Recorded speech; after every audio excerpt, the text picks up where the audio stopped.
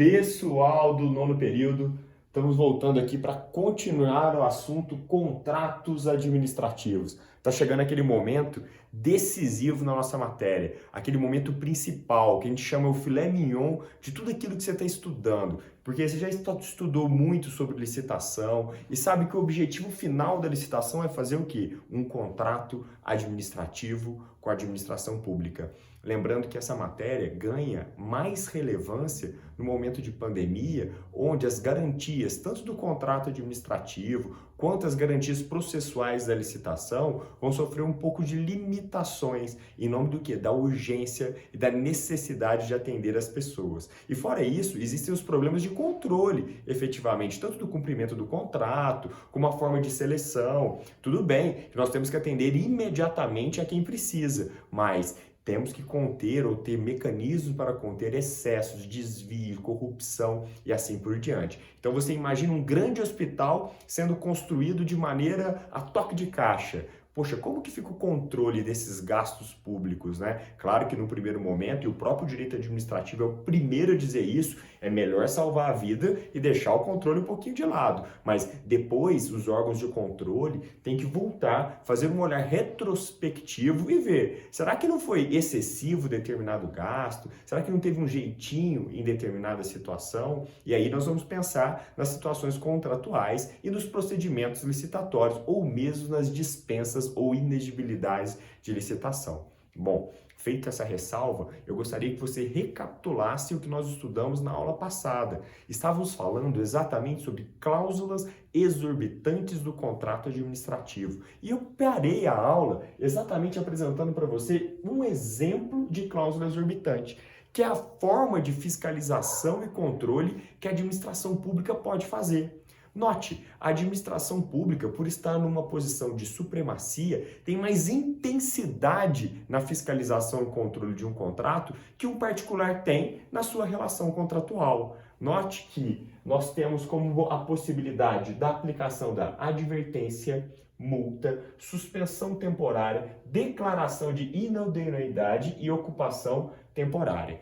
Eu parei na última aula aqui porque eu quero comentar com vocês cada uma destas possibilidades. E a primeira grande noção que você tem que ter é que elas estão dispostas na legislação de forma progressiva. Vai da forma de fiscalização e controle mais branda, mais leve, que é a aplicação de uma advertência, até as mais pesadas, como por exemplo a declaração de inidoneidade ou mesmo uma ocupação temporária. Note, não é uma aplicação gradual, e sim uma aplicação proporcional. Porque, olha só, se fosse uma aplicação gradual, sempre que você fosse aplicar uma multa, necessariamente você teria que aplicar antes uma advertência, para o passo seguinte ser a multa, e assim sucessivamente. Mas não é dessa forma que a legislação determina. Ocorre sim a determinação de uma aplicação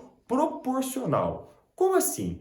Se foi algo muito grave, jamais a administração pública pode determinar apenas uma advertência, mesmo que seja a primeira infração contratual.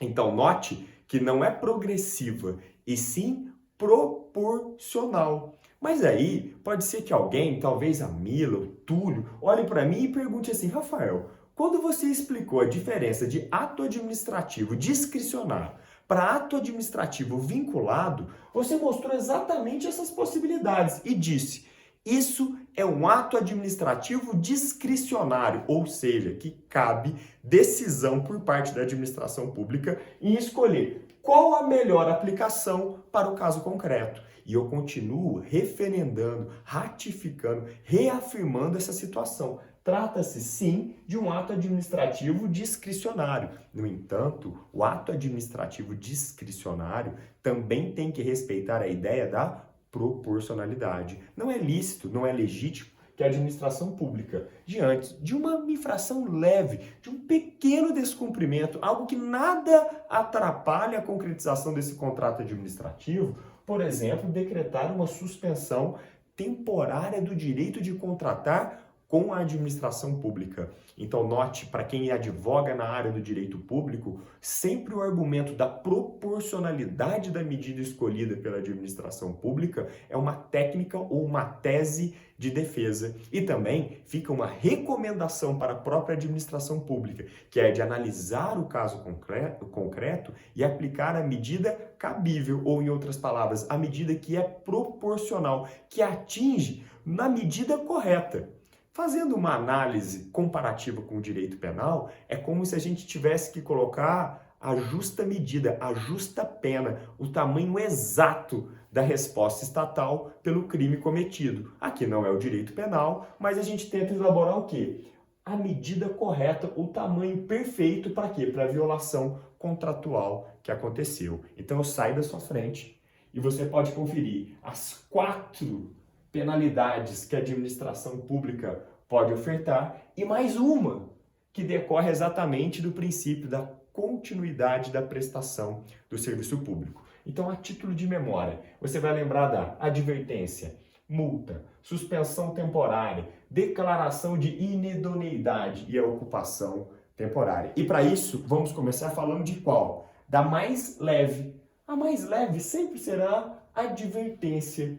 E note o seguinte, um fato pode gerar uma advertência, só que esse fato cometido reiteradamente, muitas vezes, pode dar a possibilidade de aplicação de uma outra penalidade. Mas note o seguinte, toda e qualquer advertência tem que ser feita por escrito. A pessoa tem que ficar notificada, a pessoa tem que ficar ciente que ela recebeu uma advertência. Lembra quando você estava na escola e você fazia alguma coisa errada e a diretora mandava uma advertência e mandava para seus pais irem lá e assinar essa advertência? Lembra que momento triste? Essa lógica serve para o direito administrativo, pois você recebe essa advertência, significa que você está ciente que cometeu algo errado. Bom, a ideia é que a pessoa que receba a advertência mude a sua postura, pois se não mudar a postura, mesmo diante daquele fato, não será mais possível uma advertência. Eu tenho que aumentar a dose do remédio e partir para uma outra penalidade ou uma outra forma de fiscalização do cumprimento do contrato. Então, deixa a advertência aqui, que é a mais simples, que tem que ser feita por escrito, e passe a analisar a multa. O que é importante você lembrar? Você tem que pensar o seguinte, a pessoa não está cumprindo bem o contrato administrativo. Como estou numa posição de superioridade, trata-se de uma cláusula exorbitante que todo e qualquer contrato administrativo possui, você vai lembrar que esta multa não se confunde com a indenização pelo descumprimento contratual. Note o seguinte, a multa aplicada no sentido de fiscalização serve como uma sanção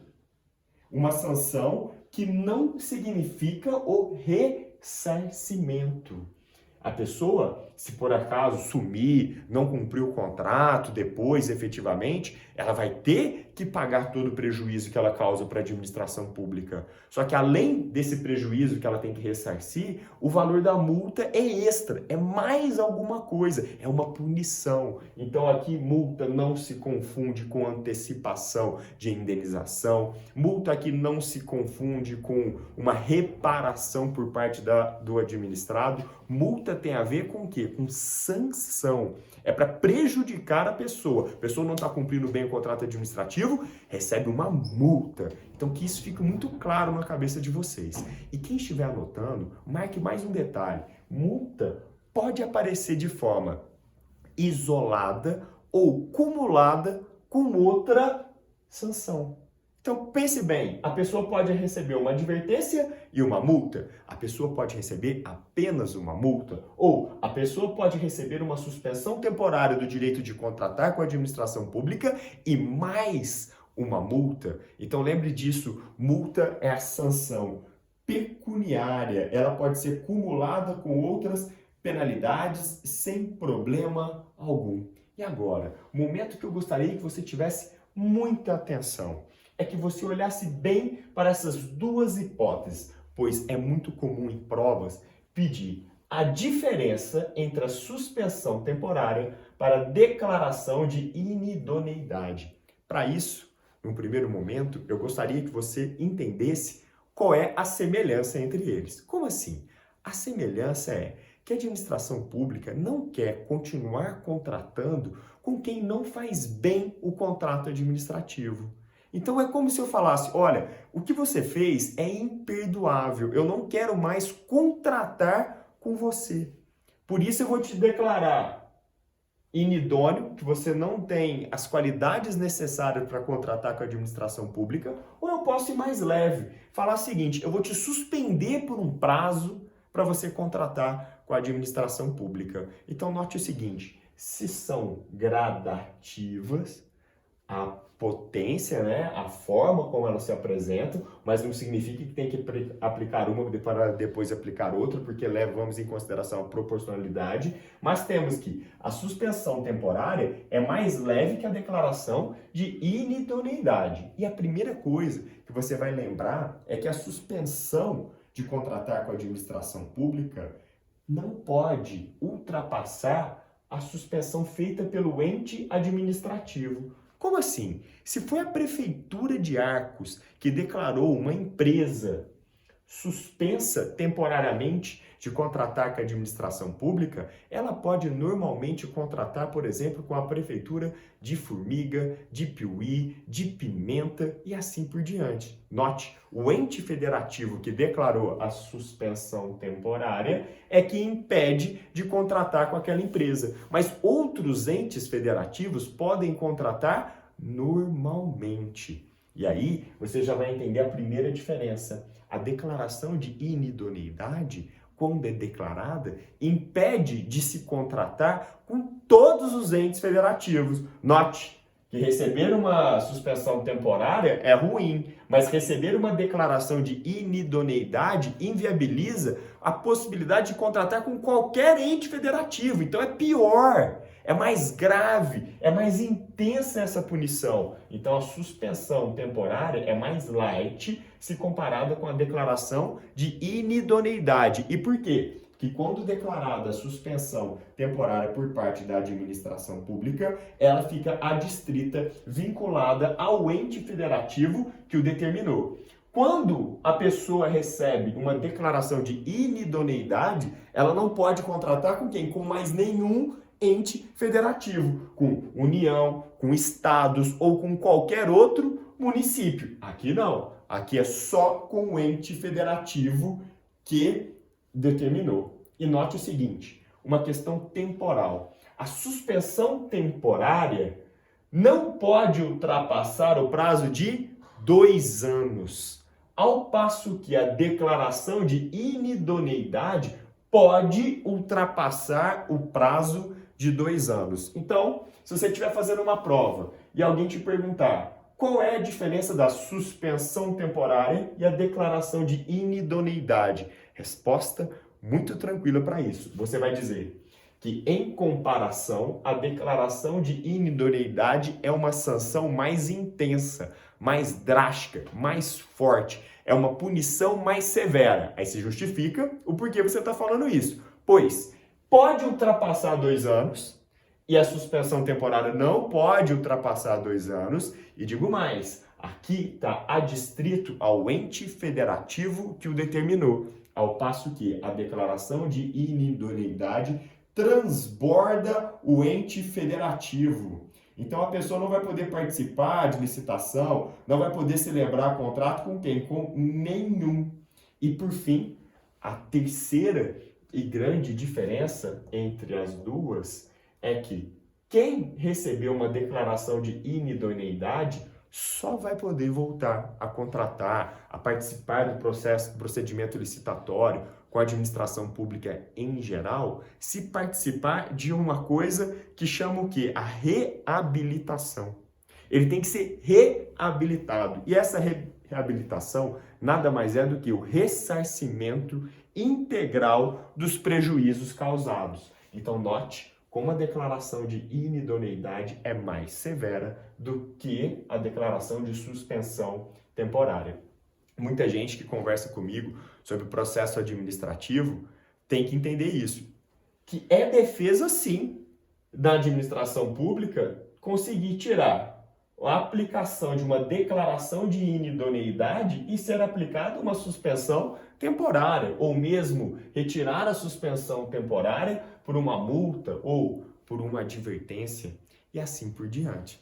Note que o direito administrativo é muito lógico, que o direito administrativo é coerente. Se você consegue entender o porquê das coisas, fica muito claro na sua cabeça. Evita que você fique decorando a todo momento todas as partes da nossa matéria. Então, declaração de inidoneidade mais severa que suspensão temporária. Essas diferenças que eu apontei para vocês são as diferenças que eventualmente caem em prova. Prova da OAB, normal. Cobrar a diferença entre elas. Muito tranquilo. Para você falar assim, qual que é a mais pesada, o que aparece em uma, o que não aparece na outra. E eu lembrei para vocês, então, 3 elementos assim que você não pode esquecer. E aí eu vou saindo da frente e você vai ver que existe ali, mais uma, a chamada OT, ocupação temporária. Ocupação temporária do quê? Dos bens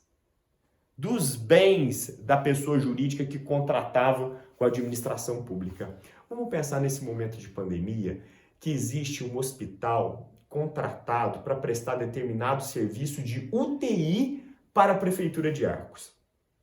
E simplesmente esse hospital fala assim, eu não quero mais cumprir esse contrato, porque ele percebeu por uma questão mercadológica que vale a pena, no momento de escassez de UTI, reservar a sua UTI para um atendimento particular e não para um atendimento público. Daí ele vai lá e rompe o contrato com a administração pública e fala assim, vou pagar, vou ressarcir o prejuízo e tudo mais. E a administração olha bem para isso e fala assim, nesse primeiro momento, eu não vou nem discutir se eu tenho direito ou não tenho direito, qual que é a minha indenização, como que eu vou te cobrar isso. Eu vou ocupar os seus bens e fornecer saúde para a população, que é o meu objetivo, porque eu tenho uma posição de supremacia. Eu posso fazer isso. Um particular jamais poderá fazer isso diante de um descumprimento contratual de outro particular. Mas aqui a pegada é diferente. Aqui você tem que entender a força que a administração pública tem, inclusive de pegar os bens dessa pessoa e prestar o serviço.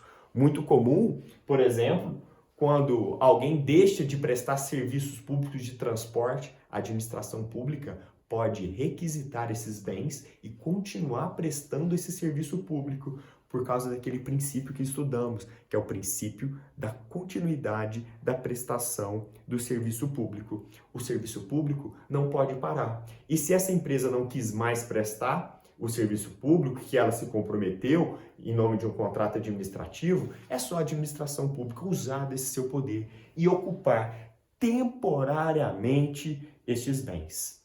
Agora, note o seguinte, o que a administração pública pode ocupar?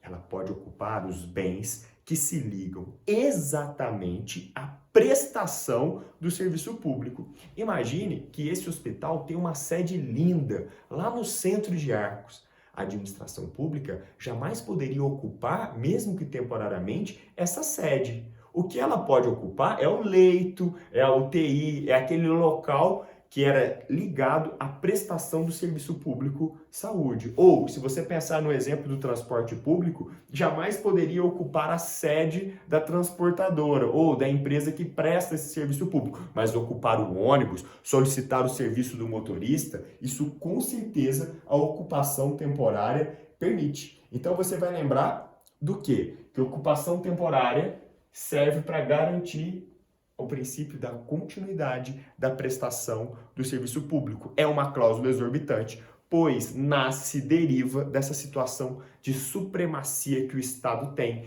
em relação ao particular. Essa força que o Estado tem, que o particular não tem. Lembrando que, agora, não estou falando de nenhuma delas em específico, estou falando no geral. Todas essas medidas, para serem aplicadas, é claro que o administrado tem direito a quê? A um contraditório e uma ampla defesa. mesmo que esse contraditório e ampla defesa sejam diferidos no tempo, que sejam espalhados no tempo, que sejam postergados no tempo, mas é necessário, como todo processo judicial ou processo administrativo, que exista a possibilidade do contraditório e da ampla defesa antes da aplicação destas verdadeiras sanções administrativas que são aplicadas em virtude do descumprimento contratual ou da não concretização do que foi pactuado nesses contratos.